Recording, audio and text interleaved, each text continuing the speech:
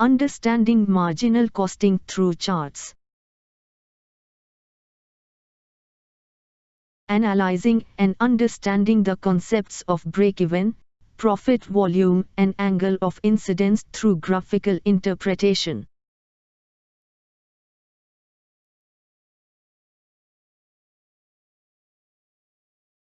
Contribution break-even chart.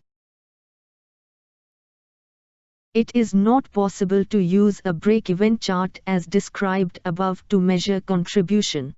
This is one of its major limitations, especially so because contribution analysis is literally the backbone of marginal costing. To overcome such a limitation, accountants frequently resort to the making of a contribution break-even chart which is based on the same principles as a conventional break-even chart except for that it shows the variable cost line instead of the fixed cost line. Lines for total cost and sales revenue remain the same. The break-even point and profit can be read off in the same way as with a conventional chart. However, it is also possible to read the contribution for any level of activity.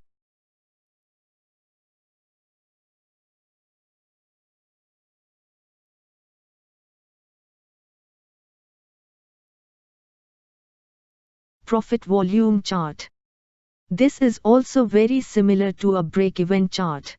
In this chart, the vertical axis represents profits and losses and the horizontal axis is drawn at zero profit or loss. In this chart, each level of activity is taken into account and profits marked accordingly. The break-even point is where this line interacts the horizontal axis.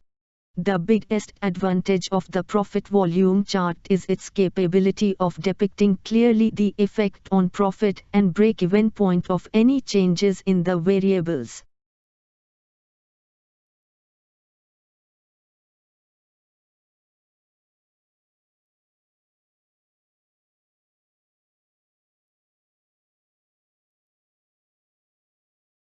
Angle of incidence.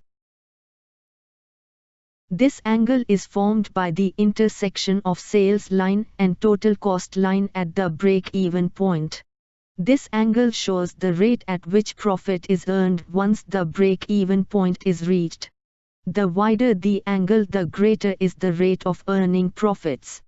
A large angle of incidence with a high margin of safety indicates extremely favorable position.